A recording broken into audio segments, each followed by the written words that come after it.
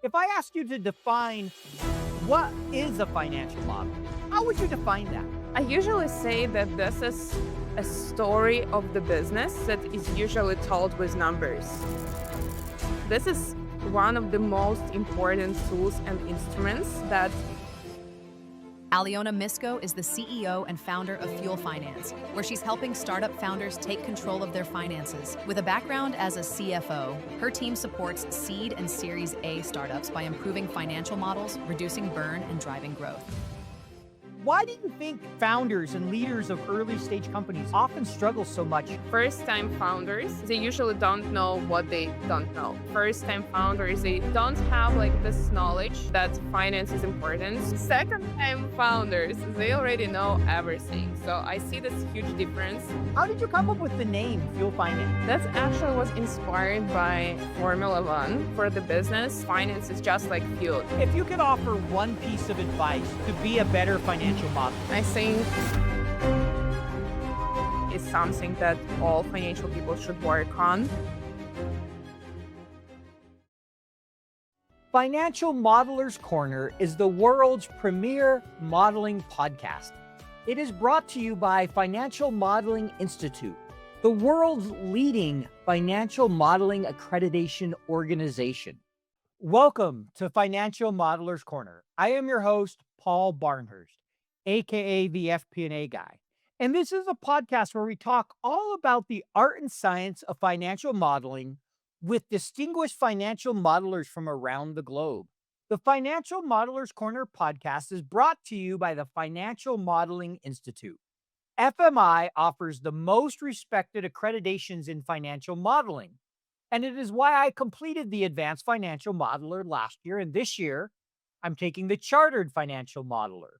I'm thrilled to welcome our guest this week on the show, Alyona Mysko. Welcome to Financial Modelers Corner. Hi, Paul. Thanks for the invite. Happy to be here. Really excited to have you, and I love the merch there, the soccer jersey for Fuel, your company there. Does it say Adidas on that? Yes, it is. Yeah. First, you had me convinced it was a real jersey, and then you let me know it was company merch, and I was like, you did a good job. So we start every episode with this question. Tell me that horror story. Worst financial model you've ever had to work on, deal with, maybe built yourself. You can go wherever you want. So first of all, I have financial background. So I turned to be a startup founder, but I used to be a financial person by myself. So I did hundreds of financial models from scratch for startups, for small, medium businesses. And I definitely saw many of them. But I think the most hilarious or funny story about financial models that I had in my career, it was a case when one of my friends, he was preparing his startup for fundraising, and he needed to build financial model as it usually happens for investors, not just for himself, but for investors. And he just decided to figure out by his own. So he downloaded, it was maybe 5 years ago, something like that. So he just downloaded some templates. So he Googled this template, he downloaded it, and it was some of these templates for very complicated big businesses. So when you have already data and your company exists on the market for years, so you have data to build this financial model with so many assumptions there, many different sheets there. So everything just for big business. And he downloaded this template. He even paid $500 for that or something like that. And he just tried to put his numbers there. And he came to me and he said, I even don't understand where to put numbers here. It was so funny moment. And when I saw this financial model template, I just told him, this is not for use. This is for big businesses. So you need to understand what we built. And I think this was maybe Yep. the funniest story about financial models that I ever had in my life. So always remember this story, but and always I don't know, curious to see and funny to see how founders try to use something that actually doesn't fit them for their stage. Yeah. I mean, right. A big complex model for you might see in a large scale company is definitely not what you need for a startup, right? You want to keep it simple because the reality is things are going to change quickly. for especially for a startup. Or if you're a big mature business, okay, yeah, you're drivers. You can dial it in pretty close. So definitely have seen that a lot as we talk to people. And you know, this is a question we just started asking. So you're the first one I get to ask this to. It's a relatively new question someone asked me to ask. If I asked you to define what is a financial model, how would you define that? What do you consider to be a financial model? I usually say that this is a story of the business that is usually told with numbers. So that's, I think, how I define financial model. And I always say when I talk to other entrepreneurs that this is one of the most important tools and instruments that you can use for you and for your business when you want to figure out like how your business really works with numbers. So this is definitely like your big business calculator, something like that. I like that kind of, the storytelling with numbers, big business calculator. Appreciate that. Next, I would love for you to just take a minute. We haven't done this yet, and just tell our audience about yourself, your background, what you're doing today. Give us that rundown. Yeah. So I started my career being an auditor in Big Four in PwC. So after We that, won't hold that against you. I don't hear a lot like the stories that someone who used to be an auditor turned to be an entrepreneur, startup founder. So not a usual case, but yeah, somehow I jumped out of like being an auditor and I decided that for myself I was looking for something more interesting and I started to be a financial analyst. After that, I turned to be fractional CFO or like financial modeler, mostly like person who made financial models for startups and for businesses. And yes, after working with many businesses, I understood that all of them they have the same problems. So they need to do their finance. They think that finance is boring for them. So I started actually to build already a solution, so financial planning and analysis solution for startups. And after that turned to be also for small, medium businesses. And mostly it was like my pain point because I was doing like all of that things from scratch all the time, collecting all of the data manually, pull this data Yep. to one system, to Excel or Google Sheet or whatever. And I started to build this product. It started just like, from no code solution, from just completely Google spreadsheet templates. And I met my co founder because he used to be one of our first customers. And he actually had a challenge like to have one system for the whole company. And the name of this company is Pet Cubes. They do pet cameras. So they have this manufacturing business model, which is very complicated with controlling working capital and all other things. And we started to work together and we decided to test this like my no code MVP solution for them. And they became profitable in 5 months after using this product. And we decided, okay, something works here. So we should maybe scale that, hire first engineers, start to build the product, and help other companies to read their numbers and be much more financially efficient. And yeah, so from that period, we started to build already Fuel Finance together. We raised our seed rounds, now already like on pre-series A with our metrics and with everything. So yeah, that's the story. But I used to be a financial person, and now I'm also I think CFO for my own startup. So wearing several hats actually, CFO and CEO together. Yep. Got to go from audit to running your own business to now running the business, kind of doing your own modeling for others. And well, I'm curious, you started in audit, PwC. How do you think that role prepared you? How did that help you for what you're doing today? Modeling and then kind of ultimately starting your own business. I think that from audit, I learned like several things. So first of all, it was interesting to understand different business model, how they actually work, because I used to be an auditor for airlines and also for banks, so like for different businesses, and it was interesting to understand how it works, what is important for them, like, and that's completely different things. And Sure. that was, I think, the first insight. So I actually started to understand what is important in financial reports, what red flags can be there. But I think another point that I learned maybe from the perspective how PwC actually makes their business. So, because when you're an auditor, so you definitely know that. So, you track your hours and you track like your hours for different projects. And that's like how this business works. So, they need Yep. to have like this margin. And I think I learned, and it was maybe a boost for myself because when I used to be this fractional CFO person, I was like, okay, how many hours I spend here? So I actually had the skill from audit and from PwC, and this was a skill that I was like, no, there should be some like better way how I can allocate my hours. So is it the way like how we can automate this work? So I think that thing, so how this business works was also like for an inspiration for me to do already like some tech product just to spend less hours on like many different manual things. You mean you don't like doing manual things over and over? No. So, audit, you mentioned you really enjoyed learning about different industries. Did you have a favorite industry, maybe one you found really fascinating that you particularly enjoyed? Or even as you built models and worked with different companies, do you have an industry that maybe you find most interesting? Mm, I think like that I have industries which I found like the most difficult industries. Maybe from some perspective they are also interesting. What are some of the most difficult industries? Let's start there.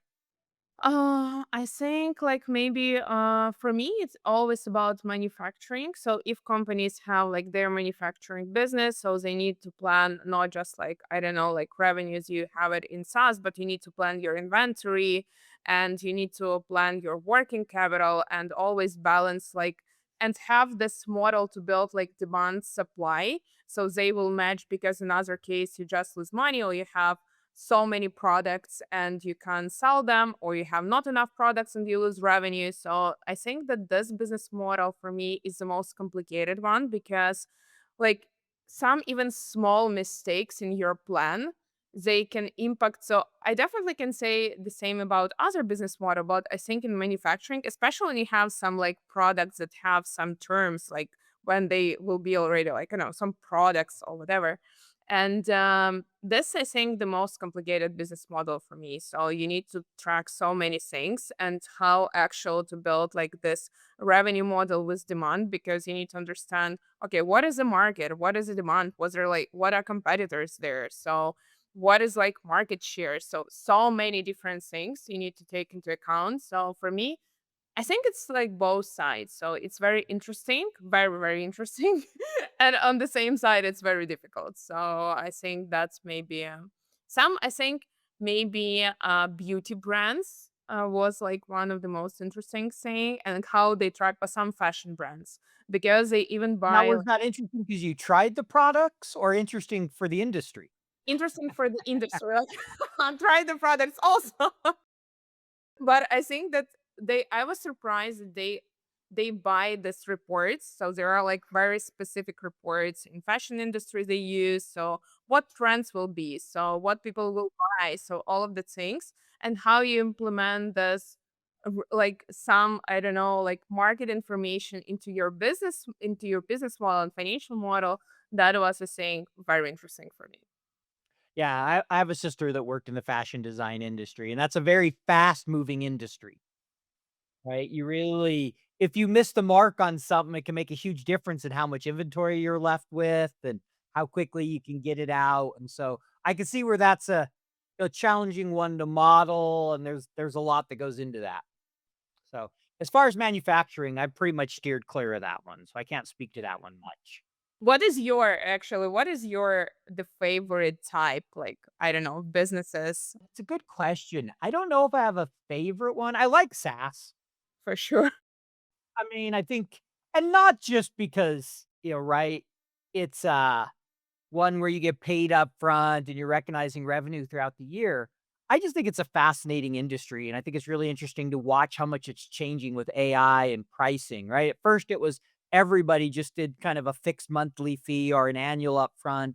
Now you see all these different trying to ways of hybrid approaches. How much should be variable? What should be variable? How do you really determine the value and try to maximize that across your customers? So I think it's a kind of a fascinating industry. Yeah, that's interesting. I think also another my favorite one is when you have this combination of hardware and AI. So this is or SaaS, like hardware and SaaS. So this Yep, is I've dealt with that hardware and SaaS, or you have a lot of implementation cost. oh Or I yeah. had a business that was a marketing company and the core product was mostly SaaS. But then on top of that, we generally billed for every single piece of mail. And, there's over 50 million pieces of mail that went out a year. We also had a call center in the business. And so and we had about 50 different products. So that was a complex one to forecast. That was a real challenge because you had seasonality. Like, okay, do you do 5 mail drops in a month or you do 4? And then you had on-demand campaigns where they could, you know, put them in the system one day and you mailed them out the next day. And so trying to a lot of variability and I learned a lot. That one was a challenge. We spent 6 months building the model. 6 months. Well, Crazy. mostly learning the business because our billing platform was such a mess. We didn't know what tied to what product because they hadn't updated it over the years. And we got done, and then a year later, I rebuilt the whole thing when I really learned the business. Collecting actual data for financial models and another big stuff. Yeah, I mean, I had to build my own basically data models. I pulled all our data out of Salesforce and created all my own mapping tables for what the products really should be, not what they were. 'Cause we couldn't get them all fixed. I mean, I fixed what I could at the source, but we weren't buying new systems, so I just had to manage it. I learned to love Power Query. What can I say? Yeah, that works. Yeah, it worked, and we got to the point where we could really understand what was going on in the business, have good conversations, and hold them accountable, which is ultimately the goal. Yes. Especially in a big business when you're in FP&A, is you wanna help 'em make better decisions, and the data's garbage, it's really hard to make good decisions. Or you can just make but not correct decisions. Yeah, I mean, you have to make decisions, but if the data's garbage and you make a big enough wrong decision, right, it can cripple or even kill a business. If it's a small decision, just be directionally correct and move on. But if it's a big decision, you want to make sure you have at least good enough data that you're, a pretty high level of confidence. You're never going to be 100%. And I'm sure you never see bad data with startups, right? It's all clean and great shape. Never. I don't know, maybe several percent of companies who have good clean data. I don't know, they all have mass in their CRM systems, in the accounting system. All the data actually is different in different sources. So I don't know, it's so messy. I think this is the biggest problem that we see, like when we just collect all of this data and we understand that actually no one understand what is the real numbers. So every team has their own numbers. It is so true. I mean, even being a business of one, I'm terrible at keeping my CRM up to date, which I used to always complain at the salespeople. And now I'm like, all right, I can relate. We do the same. We just like cleaned up our HubSpot finally. Yeah, you get it. It's funny how once you become an owner, you realize some things where when you're just in a finance role, you're like, why aren't they taking care of this? Ah, now I get it. Well, my background is in FP&A. I am also passionate about financial modeling. Like many financial modelers, I was self-taught. Then I discovered the Financial Modeling Institute, the organization that offers the Advanced Financial Modeler Program. I am a proud holder of the AFM. Preparing for the AFM exam made me a better modeler. If you want to improve your modeling skills, I recommend the AFM program. Podcast listeners save 15% on the AFM program. Just use code PODCAST. I'm going to step back a little bit. I'm curious. How did you come up with the name Fuel Finance? Where did that come from? That's actually was inspired by a little bit by Formula One. So I was thinking like what is finance for the business?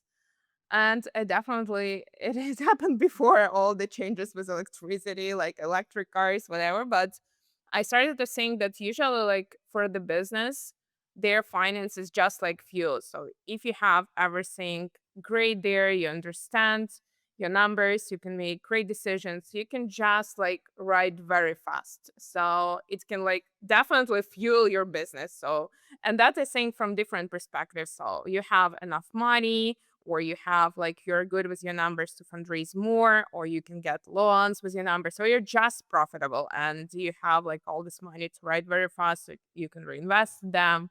So I think this is like how we think about that. And I think another inspiration that we had like from Formula One. So you have this team when you ride like all the time nonstop, and you have this team who fix your cars. Like, and I think about Fuel like this is like your team, like, and the product who actually fix you a little bit so you can just ride faster. And that's also the reason why we name it like Fuel. Got it. No, I like that. So are you I'm going to take it you're a Formula 1 fan? A little bit, yeah. I figured as much when you tied it to Formula 1. But totally makes sense the whole idea of fuel and the financial numbers, right? If you have good financials, you're in a good place, it can help fuel the business. Yes, that's true. And, as we know, some companies are in a great shape, others not so much. I'm sure you've seen it all. You work obviously with a lot of early stage companies.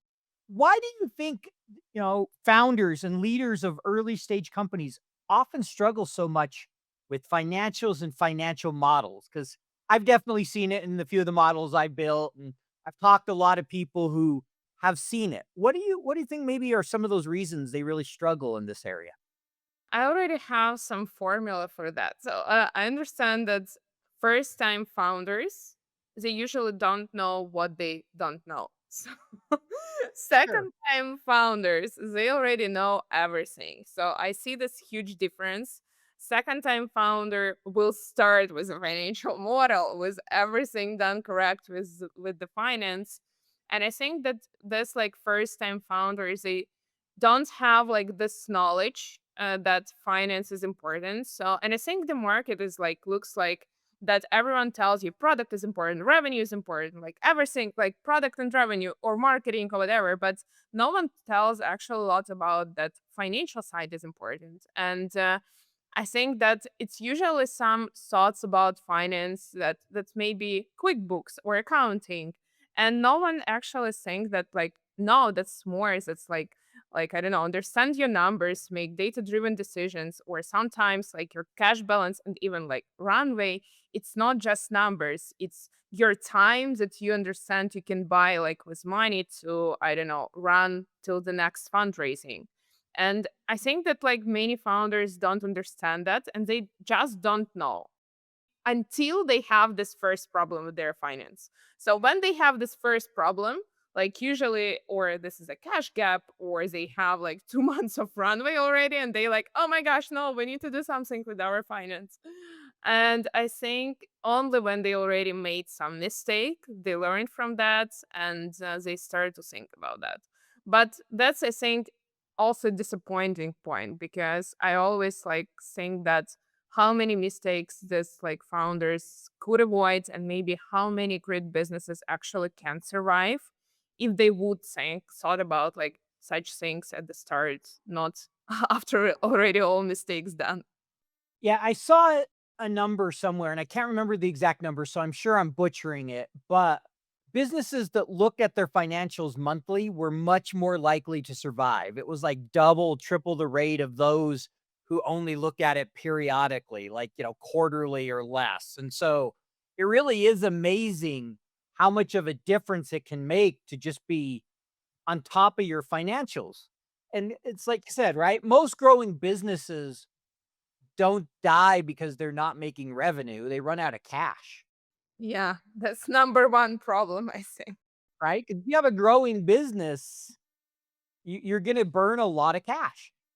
I'm sure as you've experienced probably personally as you grow your own business. But I'm joking, but that we are lucky to have me, the person with financial backgrounds. Yeah, no, it definitely helps. It's helped me as there's been times where I'm like, yeah, I really need to get on some, these people to pay me. Just because I have the revenue doesn't mean I have the cash. That's cash is king. We all know that. So at least cash Yeah, I flow. mean, if at the end of the day, Without the cash, you don't have a sustainable business. Pretty simple. Yes. You can't survive without that. You can go a while like Enron, but eventually you'll get caught. Those are the best examples. Probably not the best example, but I figured everybody would recognize that one. So, we talked a little bit of kind of why they struggle. And I really like what you said. Second time founder versus a first time makes a big difference. But, as you're helping founders build the model, how do you find that balance? Kind of building those financial numbers and bringing in operational metrics. Because at the end of the day, really understanding the operations should help drive the financial model. So how do you think about that as you're working with, kind of founders and startups? I think that we are building, so we simplify, like, so yes, financial model usually can be complicated instrument depending like on the stage of the business, but we try to simplify that and building on top of that some dashboards, graphs. And I think the goal of the graph of the dashboard is not just visualization part, but make everything simpler. So just to show not all of the graphs, but for example, five important like metrics for this founder, for this stage, for this type of business. And what I see like working with many founders, usually, so especially like early stage founders, because it depends, but they want to see just 5, 10 important metrics and they want to understand like how to make decisions out of this metrics. So model or report or just like I don't know something that you create, it doesn't make sense because the greatest impact that what decision founder or entrepreneur will make out of this information. So in that case we just try to show, okay, these 5, 10 things are important and you should start from them, and after that you can go already to all other things and figure it out or make like drill down or deep dive in these numbers. But we usually try to simplify it with the most important things and everything after that for founders, because it's different like how financial people read financial models and reports and how founders and entrepreneurs see that. So I can say the same from my experience. So I used to be a person who created this very detailed financial models, and when I started Fuel Finance I was like, oh, seems like I need like very simple financial model for my current stage. I don't need like this over complicated stuff because I just will spend and lose time. And time is very important. And I just need something very fast and the most important metrics for myself. And it was completely new, different perspective how I saw financial model already being entrepreneur. Yeah, I'm sure being an entrepreneur and doing a startup, it gave you a different perspective on modeling. I know everybody I talk to that's done a lot of startups will just talk about how different it is from a big, huge company to a startup and what you model and how you think about it. Like I was talking to somebody and I've always liked the bottoms up for building a budget because all the drivers and assumptions, and that someone's startup, they're like, no, no, no, I like top down. Like I usually don't have all the detail to do bottom up. Yeah, that's true. Top down works better. And so it's just a matter of it's so different from size to size. But I have a question for you. I think this is something a lot of modelers struggle with. I've struggled with it way more than I probably should admit.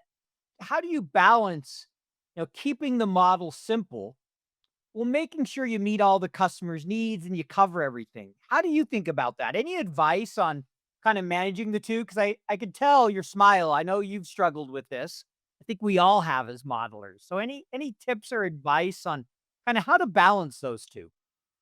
I think that's from my experience, the best case, it always about communication. So if you're a financial modeler, or like financial person, and you talk with entrepreneur and founders, so I always like recommend to start with questions. What is pain points? Why exactly this founder, the entrepreneur, like decides to build this financial model? What is the goal here?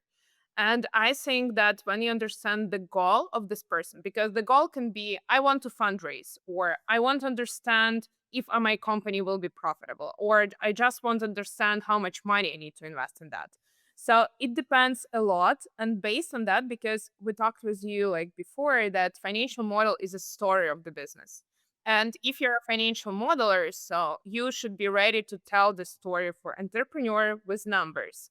And you just like keep this person involved if you can tell the story in the way how the story solved the first problem and the first goal for this person. So you can build whatever you want, the most complicated, the least complicated things, but you should be ready to present it in very easy ways with several graphs and with your recommendations and with your thoughts how you see the thing. So in that way, it will work. And if you will start with a problem, so like what was the goal, what was the problem, and how, and here how you can solve it. So here is an answer in your financial model on your problem and goal. So it definitely will make sense. And after that, so you can make it or more detailed or less detailed, but the final person with whom you work already will be involved in that. So I think that's maybe how to keep this balance. And you can make, I can name it like for yourself, you have this type like of backend, very detailed things, many assumptions, whatever. But for founder and entrepreneur, if you work with them, so make a good front end for this person. So not very detailed, just short summary. I appreciate that. And I'm going to put a big, bold light with the words communicate. It doesn't really start with Excel, right? We all think, hey, you have to be great at Excel. And you have to know the basics of Excel. You have to be able to build a model.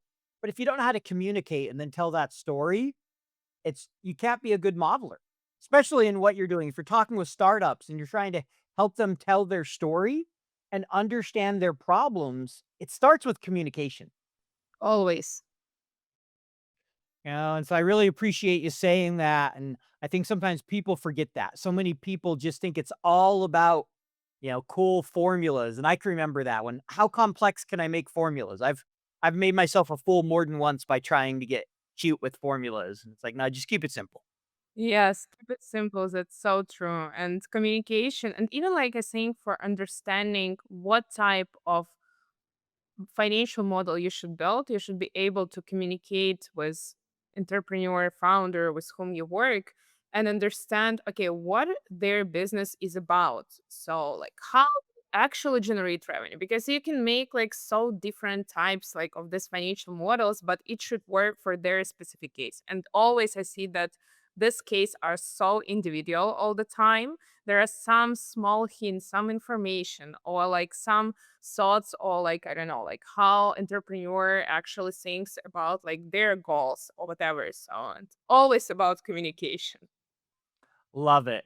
So I think that's a great place to transition to some of our standard questions, kind of end with just reminding people before we get into this section that it really is. It starts with communication and understanding people's pain points.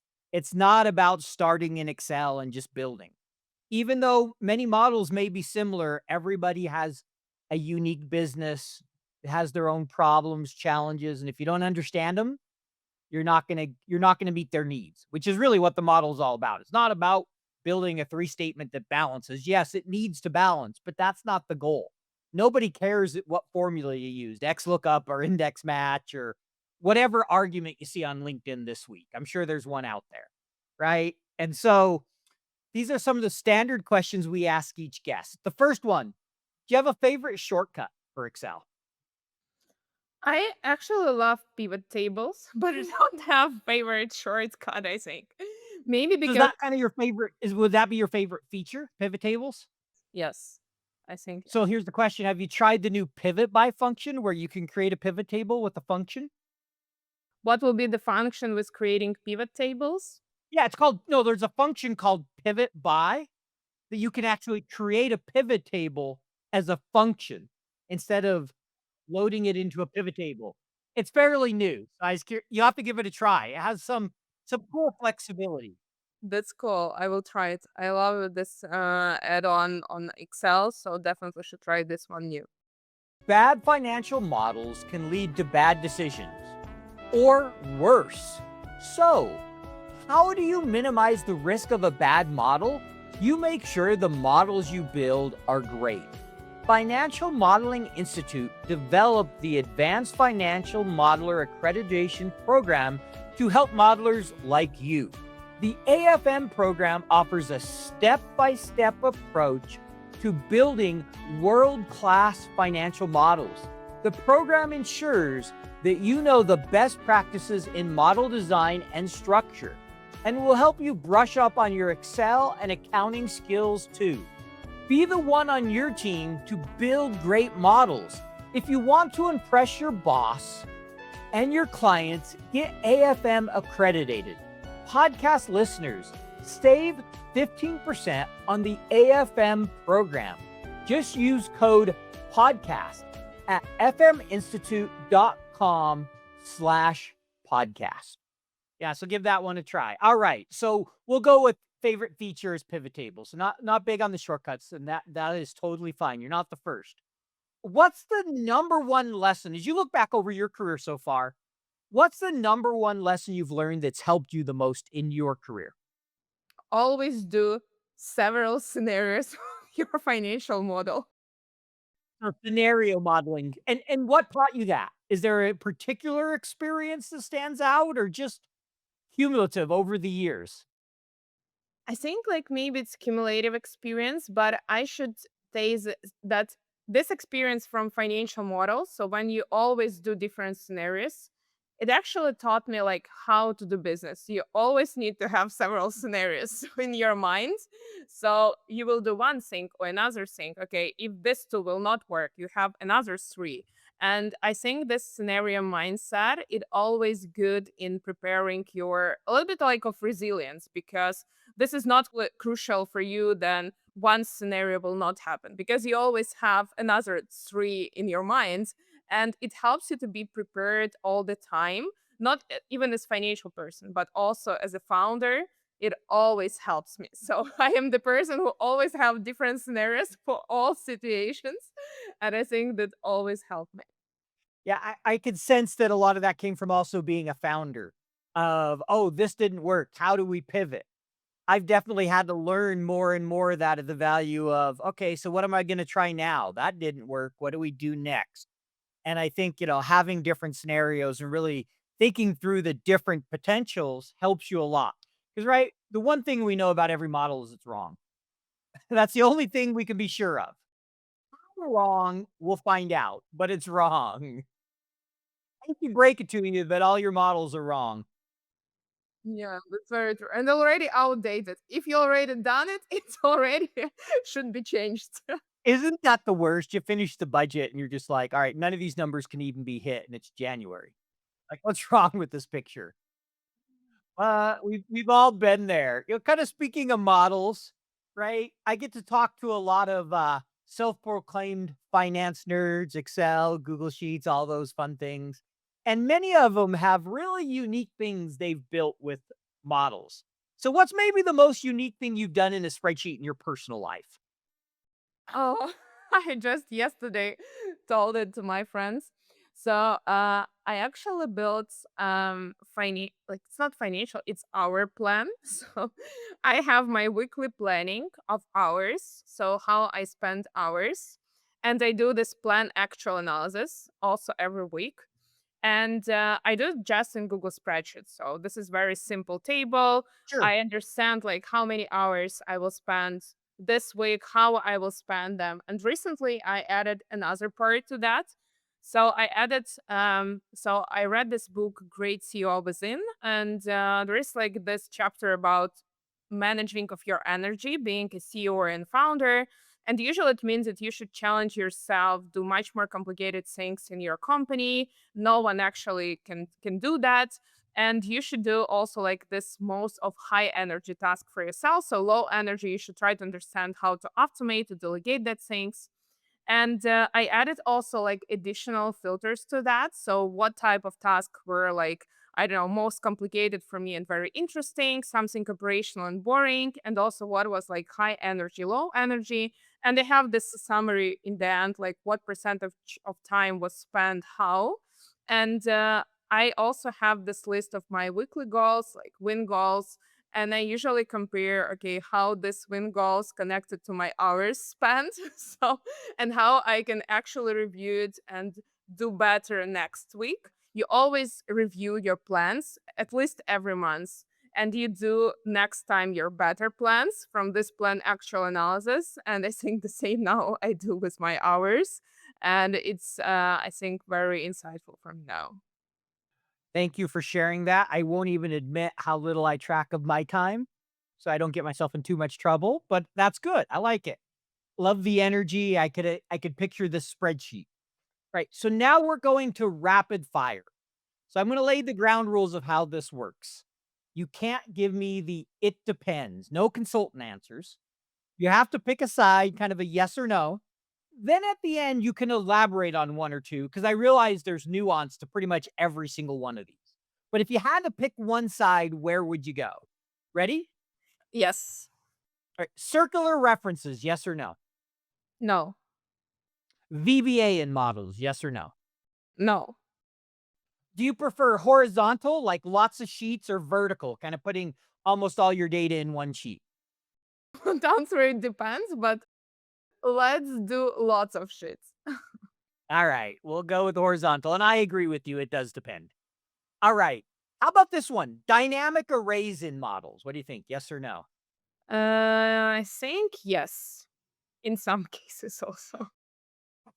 External workbook links. Yes or no? No.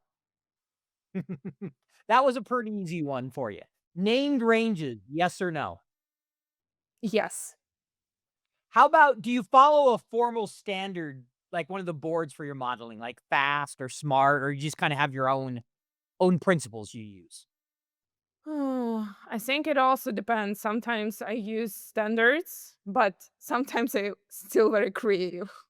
All right, we'll give you it depends on that one. It Fine. depends. Okay. We'll let you have that. Should financial modelers learn Python and Excel? Yes. What about Power Query? Also yes. How about Power BI? Also yes. And even some machine learning also yes. I think your quickest answer was Power Query. Why does that not surprise me? You work with messy data. Yes, but you have massive data, you should work with that. So it's not okay to work with it in Excel or Google spreadsheet. So you need something better, more powerful. So You need SQL, you need Power, whatever. You have to Python, you have to have a way to clean the data. 100% agree. All right. Do you think Microsoft Excel will ever die? I think no, but I think it will be changed a lot in the next several years, hopefully. Hopefully. I see someone wants some changes. Do you think AI will build the models for us in the future? Yes. All right. Do you believe financial models are the number one corporate decision making tool? I think it's important, but not only one tool to make decision. So give me one or two of the other tools you think you should be using. At least you should have your actual data for the previous periods. And I think you should also have some operational perspective. So not just like numbers. It can be something behind the numbers, and your teams can provide some more explanation because you can see from one side you have high expenses, like I don't know, like on marketing or whatever. But it can be like some longer term, like before you will see return on investment out of that. And you need some explanations why they are like that. So it can be some another part of project with calculating ROI or whatever, so usually you need much more details behind the numbers. Got it.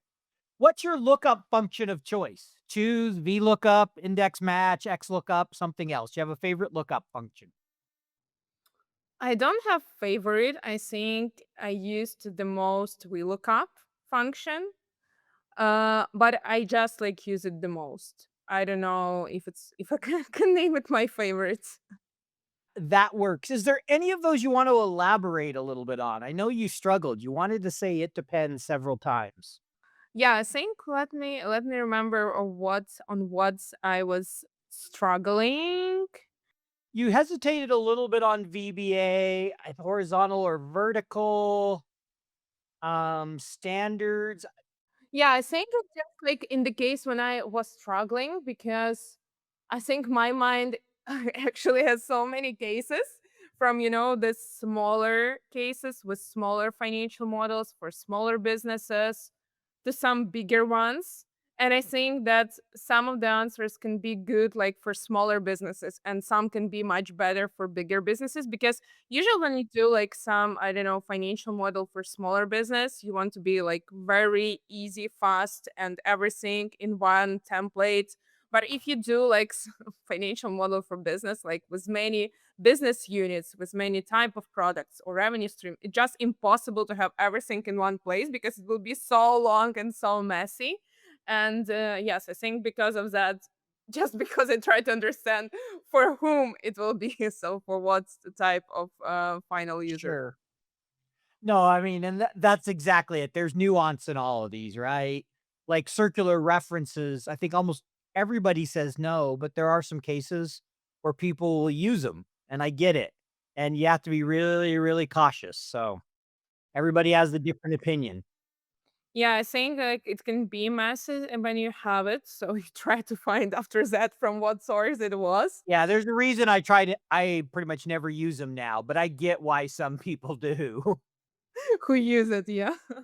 It's the worst when you get a circular reference and you're like, "Okay, where is it?" And you don't expect one. Play True Detectives.